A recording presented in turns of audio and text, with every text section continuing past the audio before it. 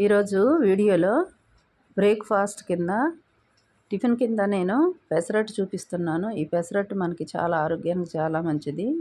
ఉదయం పూట తప్పకుండా మీరు చేసుకోండి. ఈ విధంగా నేను ఇక్కడ ఈ గ్లాస్తో 2 గ్లాసులు పెసరపప్పు, 1 గ్లాసు మినపగుండ్లు, 1 గ్లాసు ముడి బియ్యం తీసుకున్నాను. బాగా శుభ్రంగా తెల్లగా కడిగి ఇలా 8 గంటల పాటు నానబెట్టుకోవాలి. ఇలా నానబెట్టుకున్న వాటిని మూత పెట్టుకొని పిండి బాగా రుబ్బుకొని తర్వాత ఉదయం పూట పులియబెట్టుకున్న తర్వాత ఈ పిండి ఇలా ఉంటుంది.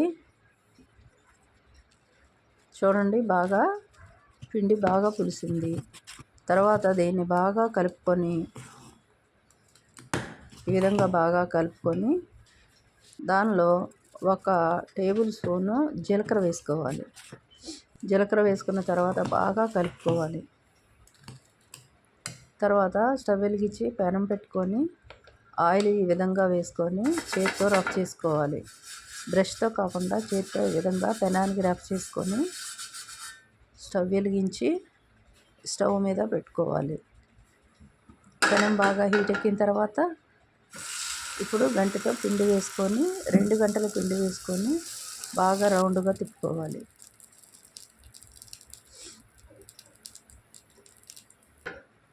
ఇలా బబుల్స్ లేకుండా చక్కగా రౌండ్గా అట్టు వేసుకోవాలి. తర్వాత రెండో వైపు కూడా గోల్డెన్ కలర్ వచ్చేంత వరకు వేయించుకోవాలి. రౌండ్గా ఆయిల్ వేసుకోవాలి మధ్యలో. తర్వాత దాన్ని సిమ్లో పెట్టి వేయించుకోవాలి ఈ అట్టుని. తర్వాత బాగా వేగిపోయింది. ఇప్పుడు ప్లేట్లోకి తీసుకోవాలి. రెండో దోశను కూడా అలాగే వేసుకోవాలి. తర్వాత సైడ్లెమ్మటి ఆయిల్ ఇలా వేసుకోవాలి. తర్వాత ఒక పక్క కాలిపోయిన తర్వాత రెండో పక్కన కూడా గోల్డెన్ కలర్ వచ్చేంత వరకు వేయించుకోవాలి.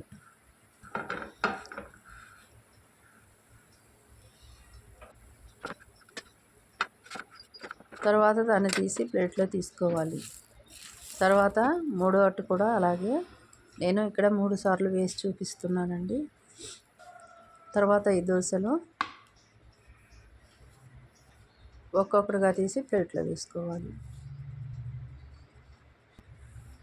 చూడండి ఎంత బాగున్నాయో దోశలు.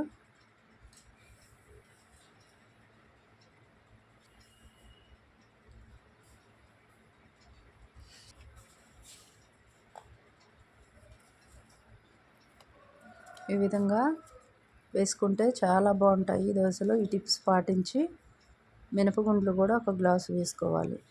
ముడి బియ్యం 1 గ్లాసు వేసుకోవాలి. అలా వేసుకున్న దోశలు చాలా టేస్ట్గా ఉంటాయి.